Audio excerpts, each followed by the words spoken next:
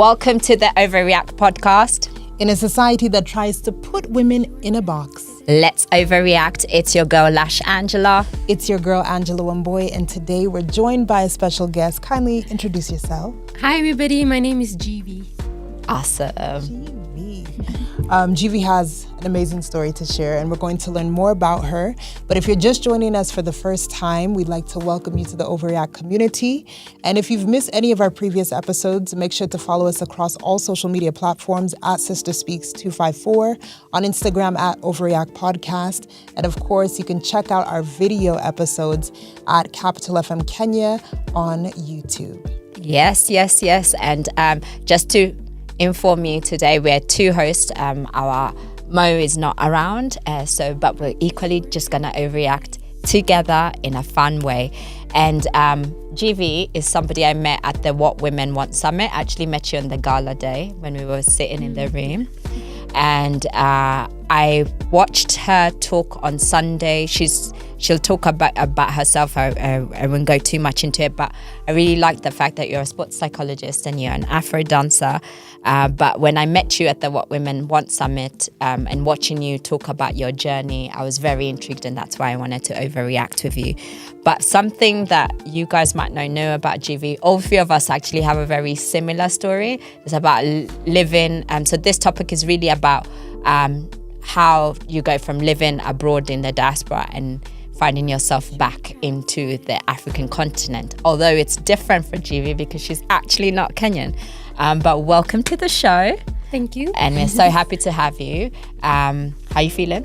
I'm good. Out of 10? Good. Out of 10, so 10 being very good, right? Yes. I am a 10. You're a 10. I'm a 10. Maybe you can introduce yourself with other further information about who you are, and then we can get to learn who you are to the rest of the audience. Okay. So, hi, I'm Jeevi and I'm from Singapore. So, I run two businesses. I run Afro With Jeevi, which is an Afro dance fitness business in Singapore. So, the three pillars are dance, connect, and pushing boundaries.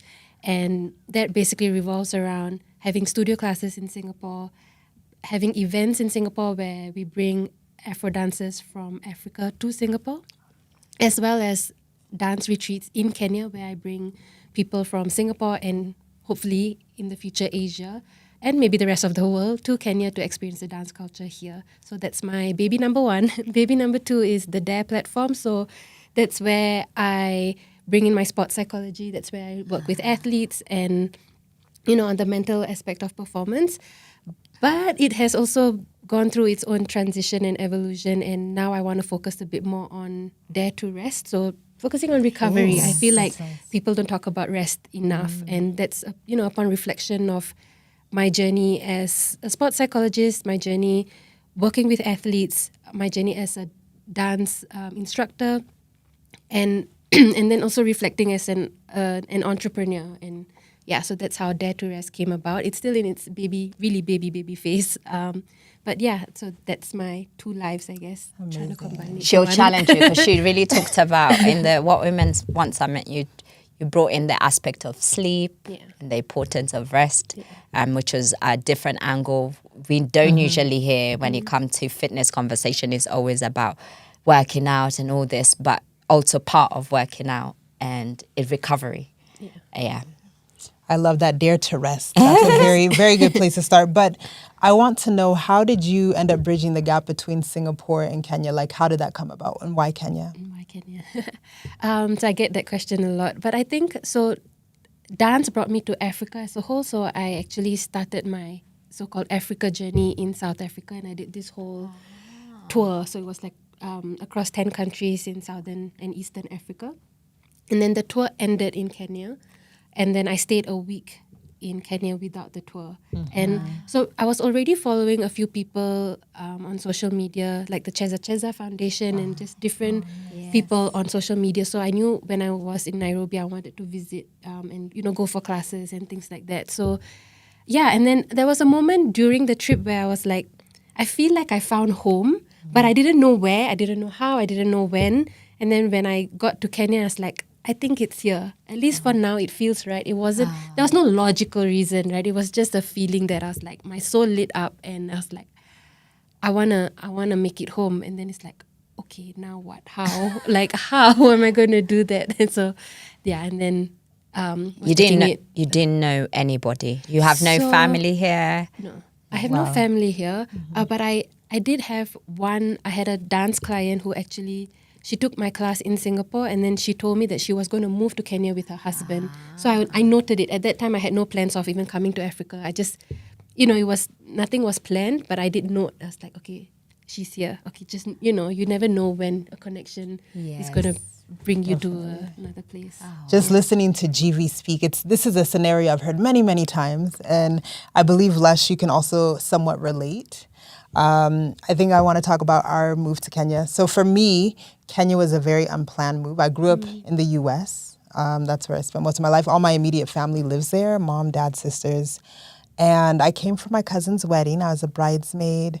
Oh, you were? I thought you were just, I didn't know that part. Okay. Yeah, so I came for a wedding actually, which was also kind of a last minute thing. So I came, did the wedding, and I was just like any other summer bunny, living my best life. You know what a summer bunny is? Yeah. Okay.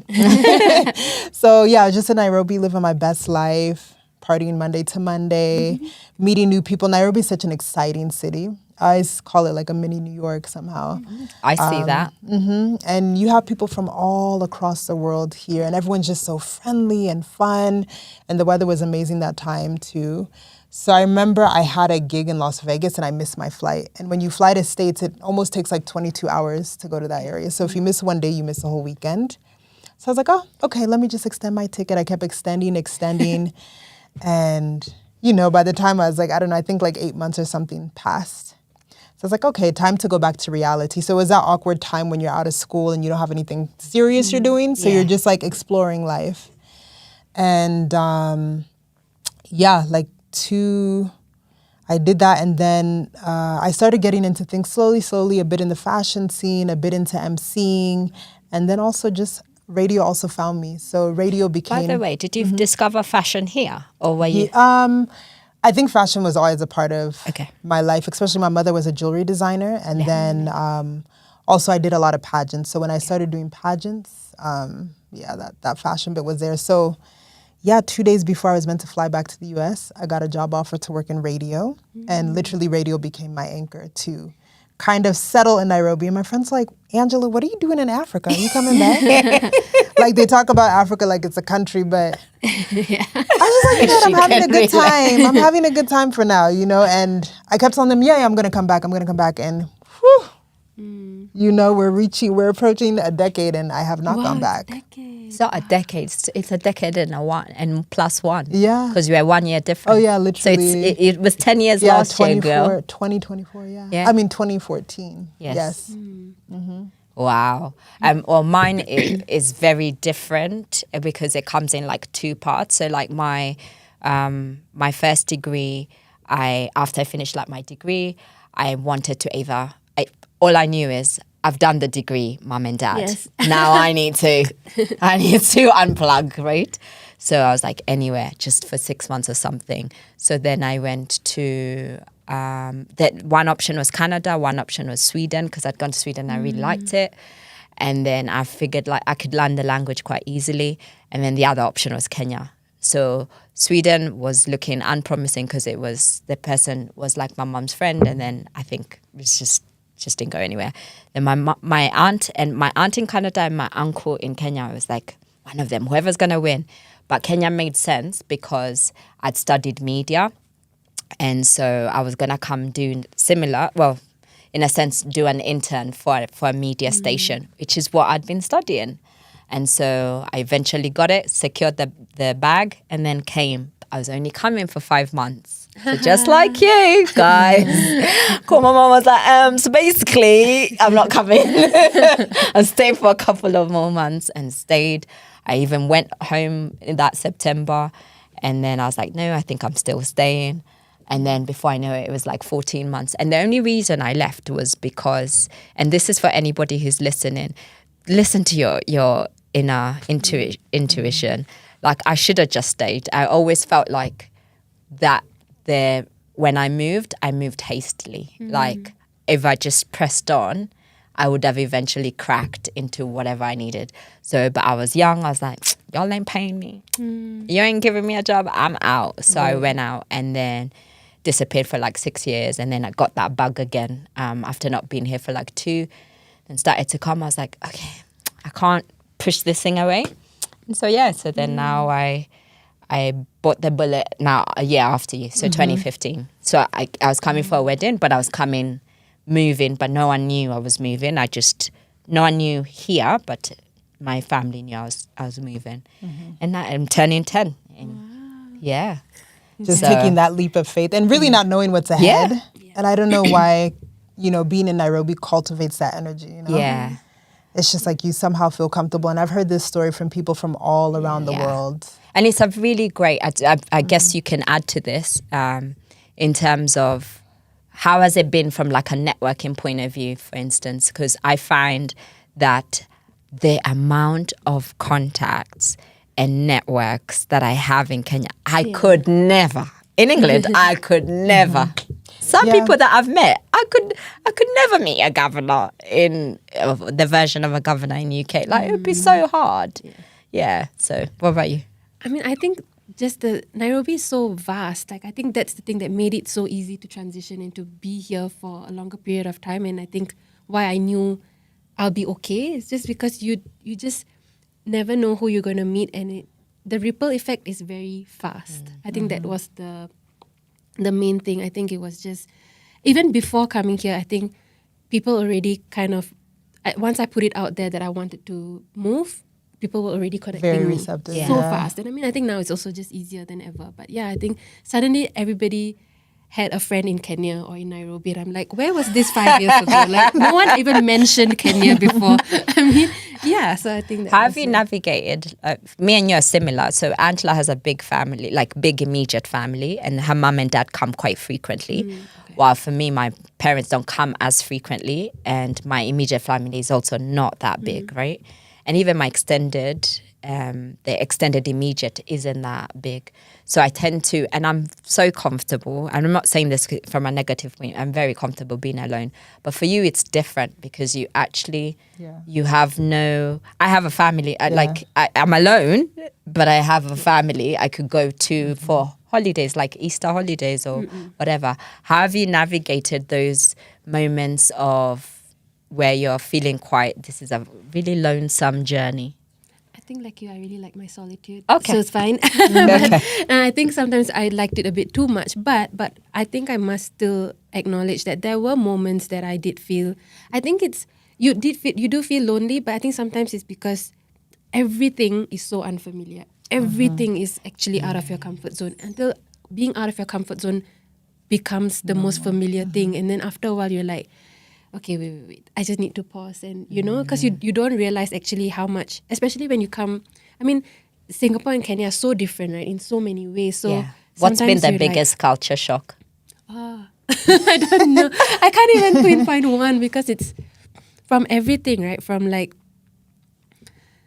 And how long have you been here so far? Coming to a year. Okay. Oh, she's a new name. I'm new. I'm like the baby. We'll have you in 9 years. We'll have you back in that. Be like, I lived in do a 10-year check-in, 10-year anniversary check-in. No, but I think it was from like the people you see on a day-to-day basis, right? I mean, 80% of the population in Singapore are Chinese. From then seeing, so many African people in front of you, just what you see when you your eyes. You know what I mean? So in that sense, and then makes sense. I mean, also just like even in ethnicity wise, I'm a minority in both countries, but I'm treated differently, and my color is different. Like in Singapore, I'm considered dark. I'm so 7% of the population in Singapore are Indians, and we're the minority, right? Here and then people call me light skin here. I'm like, I was like, you're exotic, babe. You're exotic. You're dating. We're not going to talk about your dating experience. Must be quite interesting. But I mean, I think it was just all of that. Like sometimes I'm just like who am I? Like your identity is kind of questioned, and you grow up a certain way, and then suddenly your life is kind of flipped, and you're like, what is that? So, and then just I think just day-to-day life and transport and barely negotiating. I My learned the gosh. art of negotiation in Nairobi. I've never negotiated this much in my life. I'm just like, wow, I'm actually building a very good skill here. So, but I mean, yeah, I think in so many ways it's just Nairobi has challenged me, but in also the best way. Like I've seen what I was capable of. I feel more human than I've ever been, just because That's beautiful. you feel all kinds of emotions, you see all kinds of things, and I think that's also why like I felt called to do more with that, right? So I think it was that was just so. Do you feel like coming out here also you've had an opportunity deep. to kind of reinvent yourself? Like, do you feel like there's room for trial and error with a lot of different things you're doing out here? That's an interesting question. I feel like it wasn't more. I don't think it was reinventing myself, but I think it was being more myself. I feel like here, especially I remember the first, my first trip and the first time that I came. It was like for once, I wasn't defined by the rules. I wasn't defined by, what I did. I wasn't a sports psychologist. I wasn't the dance instructor. I wasn't Indian. I wasn't, all the boxes that, talk about boxes, right? All the boxes that we've been put into and that we've put ourselves into. I feel like I was just me. And it was like, oh, so this is Jeevi. So you know what I mean? It's not even about reinventing. It was just like, wow. You know when people say like, oh, I went on this trip and I found myself. I'm like, damn, I found myself. Eat, pray, love. I really did. I was just like, oh, so this is her. Ooh, what do you want to do with this self that you've seen and that you've met on a deeper level? Because you've gone, so since you've been here, you've gone Singapore twice or once? I've gone to Singapore once. Has your family, your friends, the ones that, your core, do they notice a change in you? And what do they say that change is? I think my parents definitely notice a change. And with my friends, I feel like the change was more of like the subtle changes. I think every time they see me, they're like, you're more confident than you've ever been. And you're more sure. And like, I think I care less about what people think. I mean, you can't go to Africa and care about what people think. You'll never make it. Yeah. You know what I mean? With all the perceptions that people have, and there's so many barriers. And it's like, it came to a point where like, I'm not going to deal with everybody else's anxieties. It's like, I can deal with mine and I can deal with my parents, and that's as far as I go. But at the same time, like, this is my journey. And I feel like, I think I care less about what other people think, and that's been liberating. That's a good place to be. Speaking of even like merging and finding yourself, so I wanted to understand how you merged your sports and like the sports psychology and dance. How did they find together? So when I grew up, I guess my dad saw something in me. Dad, I'm calling you tonight. So he was like, he signed me up to an activity, an after school activity, where I would go and do dance, singing and acting. And I thrived more than my sister did. And I loved it. Although the singing part, I don't know, I questioned the instructor. He was like, she just needs practice. I was like, not really. Maybe we just kill that and do the other two. And so I really love dancing. I've had moments where I would say maybe a slight form of depression where you haven't got your job. And so what I used to do is, honestly, guys, I would dress up in my house, wear heels. Lipstick is my thing. So when I want to feel myself, I put red lipstick. And you would find me cooking, cleaning, dancing in heels, right? So dancing is always your release. Yeah, my release, right? And I do it at home alone, no shame. How did you find the love of dance and turn it beyond something because now mine, I didn't turn it into something that I can do profitably. But how did you find yourself? When was your first love affair with dance, and how did that trigger merging it with sports and what you do? So I mean, I started dancing since I was 4. So dance was just always a part of my life. But there was never a plan of it becoming a career. And I mean, especially in Singapore, I mean, that's the last thing on your mind for dance to ever become a career. And I think, so like maybe dance is the thing that inspired sports psychology. So I would say dance is my first love. Sports psychology is probably my second love. And I think because I was so active, and it was either dance or sports, so it kind of made sense to do sports psychology. And then And then I think because again, dance was always, it was always part of my life, and then it became my side hustle because I started teaching Zumba first. And then also teaching was never part of the plan. I just went for a Zumba class, how many years ago? 12 years ago. And I was like, I think I can do that. And it was so random. I was 21.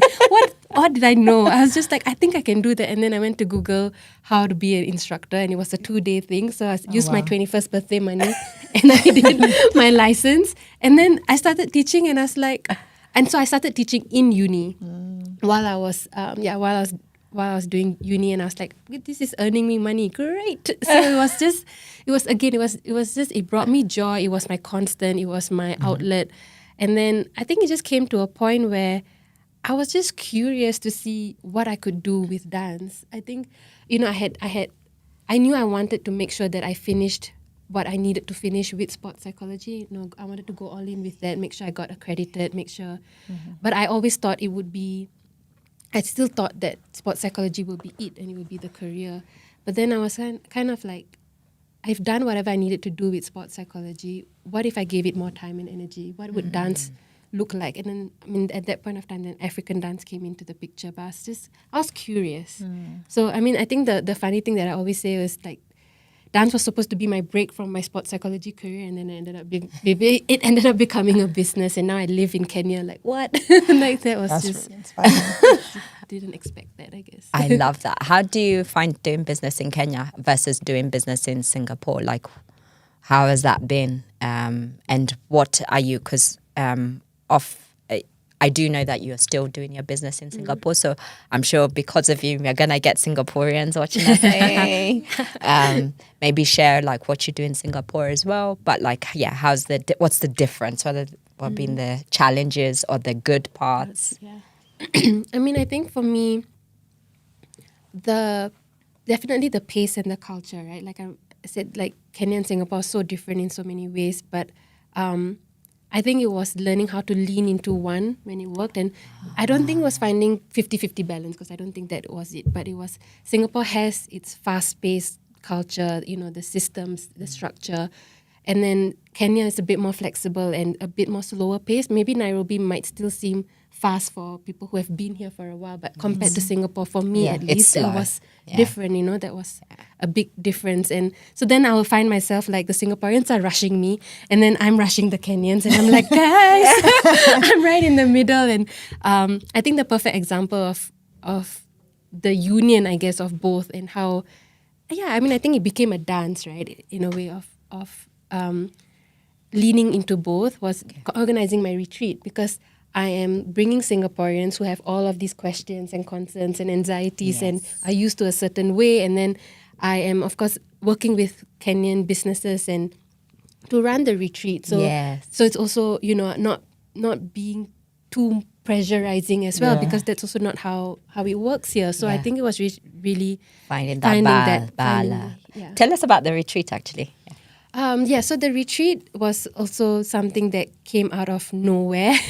It was, again, not part of the plan. And I think because I was already thinking of moving to Kenya, one of my clients actually, she said, like, why don't you organize trips? Because since you love it so much, you know it, people will trust you because you're on the ground. People who don't know about the country will just, find it easier to connect with you, you know. So then, seed planted, right? Then I was like, okay, maybe when I was could that do seed this. planted? So I can see how long it's taken to germinate. 2 years ago. 2 years ago. Because I came to Kenya officially last year. She told me, the year before. So I was really like, okay, I want to do a retreat. And then I think I was trying to be too fast with it. So I'm glad that, it kind of took its time. And then, I think it was just like, it made sense. And then, of course, being here, I was like, there's so many things that I want to share, and like just me moving here, like the amount of questions, concerns, and, again, I know it all comes from a good place, but it's also based on stereotypes and perceptions or things that are placed on the media that I don't think it's fair, because that's not what I experience here. So I think it came from a deeper place of like bridging two continents, but also seeing other perceptions of Africa or Kenya that people do not put on put on the media. And I think I kind of felt called to do that. Like, why not, see what, give that space to people to overcome those mental barriers of coming to Africa. I love that. I love that, changing the narrative. And also, it's just, you've reminded people who are listening that allow time to play its part, right? Yeah. Yeah, and allow things to germinate. I like that story, that some people people are probably looking at their tree and thinking, oh, she just moved, or that's how. But it's taking even the confidence to find the people to work with. So good for you. Right. Yeah. Just feeling it out, It's nice when it can be an organic growth that you're experiencing. I want to talk more about dance and busting myths. A lot of times, sometimes we could hear people say, dance is not really fitness. It's not a real exercise. You did a real accent there. I love it. Did I? Yeah. I love it. I don't know when the accent switches on and off. But I guess tell us, what are the fitness benefits when it comes to dance? And do you consider dance a real exercise? It is. I mean, like the amount of calories that you can burn. I mean, I think for me, to be honest, like I honestly don't focus on the fitness part of it. I think it's also the wellness part of it and the personal growth. But yeah, I mean, I think there's so many.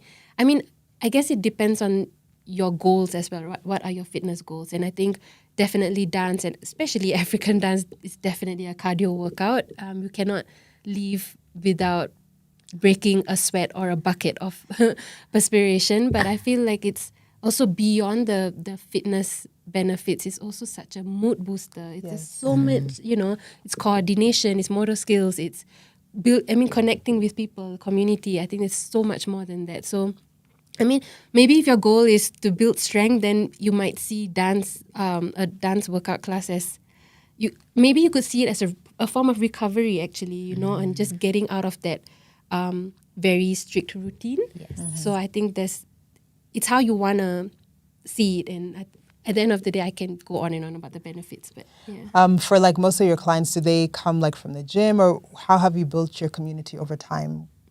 For me, I think the focus of the community was creating a space where people just felt comfortable to move. For me, like I said, like I know the fitness benefits, but that was not my focus in building the brand, because I felt like I never really had a proper dance space. Like, even though, dance was a part of my life, but I always felt I'm not good enough to be a dancer. I'm not good enough to call myself a dancer. I always felt judged, and there's always these perfectionist, tendencies when it came to different dance spaces. But I felt like, there are times where people just want to move. They want to feel free. They want to feel comfortable. So I think that was where I was like, okay, this is this kind of space that I want to build, where people just feel free to come. So at the end of the show, Jeevi's gonna show us how some few dance moves. So we'll be showing. But before we get to the end, I'm gonna ask you a fireside chat, quick rapid fire questions. With what you know now through like relocating and moving, and maybe even Angela can fit to this, and experience from like relocating. What are the tips you would give someone?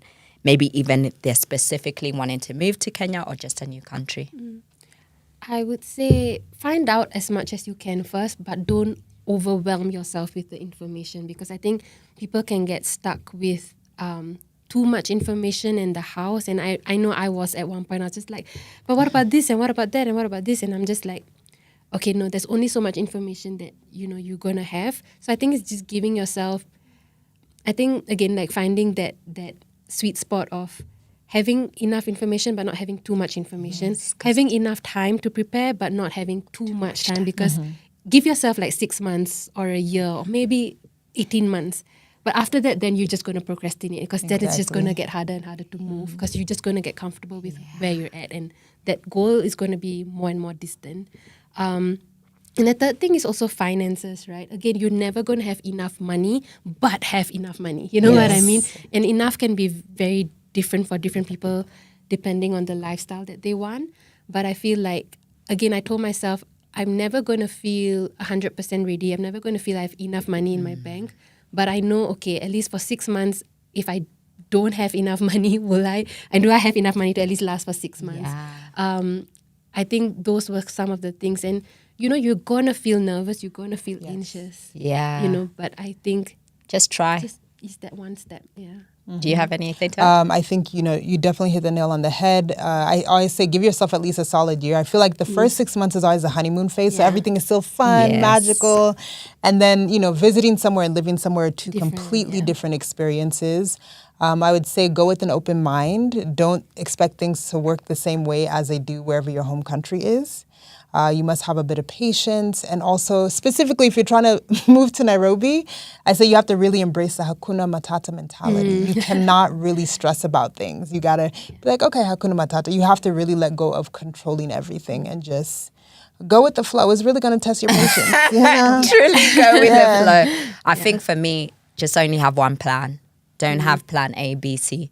Just have that plan and stick to that plan. Because if you start having other fallback plans, you miss out. I think that would be my main tip outside from what you've said. I think the only other quick fire, because you mentioned some of these, was I don't know if you've experienced any particular major challenge, but how do you find, what is the tip that helps you to press on?